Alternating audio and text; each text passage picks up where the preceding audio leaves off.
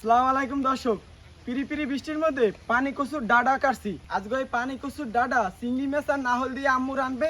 তাই লন আমাদের আম্মুর দ্বারা রে কুটি টুটিয়া রান্দা বাড়া সরাইলো। দেখছেন পানি কচুর ডাডা দিয়ে কাল টন টন করে। আম্মু এই পানি কচুর শাক লইছি, আজকে চিংড়ি মাছ আর নারিকেল দিয়া পানি কচুর শাক রান্ধে দাও। দেখ হ্যাঁ তো ভালোই হইবে, বর্ষার সিজনে চিংড়ি মাছ আর নারিকেল দিয়ে পানি কচু। হ্যাঁ তাই কুটি টুটিয়া রান্দা সরাই দাও। আচ্ছা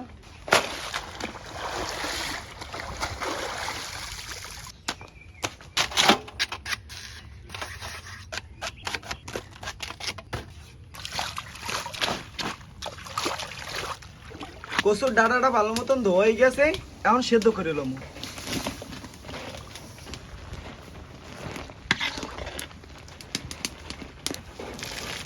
চিংড়ি মাছ দিয়ে পানি কচুর ডাঁটা রান্ধার লাগিয়া এখন কড়াইয়ের মধ্যে তেল দিয়ে দেবো। এখন চিংড়ি মাছ দিয়ে দেবো। চিংড়ি মাছটা হালকা ভাজা হয়ে গেছে, এখন নারিকেল বাটা দিয়ে দেবো। চিংড়ি মাছের জোগা বাটা, পেঁয়াজ বাটা, হলুদের গুঁড়া, মরিচের গুঁড়া, স্বাদ মতন লবণ। মশলাটা কষানোর লাগে এখন অল্প একটু মৌ দিয়ে দেবো। মশলাটা ভালো মতন কষানো হয়ে গেছে, এখন হারা মৌ দিয়ে দেবো। মৌটা উতলেই গেছে, এখন ডাঁটাটা দিয়ে দেবো।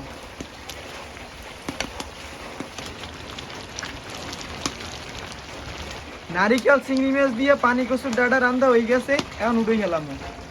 দর্শক, চিংড়ি মাছ দিয়ে পানি কচুর ডাঁটা ঝোল রান্না শেষ। এদিকে কোপা বৃষ্টি করতে আছে, গরম গরম ভাত আর পানি কচুর ডাঁটা চিংড়ি মাছ দিয়ে সেই একটা মজা হইবে। বাকি দিয়ে প্লেট রাখবেন। আচ্ছা ঠিক আছে।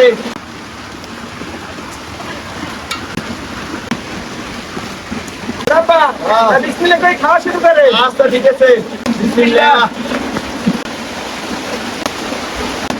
আদিল গরম গরম ভাত আর পানি কচু জম্মির স্বাদ লাগে দিয়ে।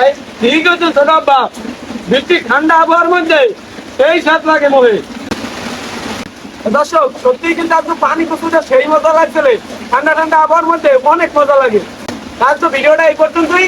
আমি আর ছোট আব্বা খাইতে চাই। সবাই ভালো থাকবেন, সুস্থ থাকবেন। আল্লাহ হাফেজ।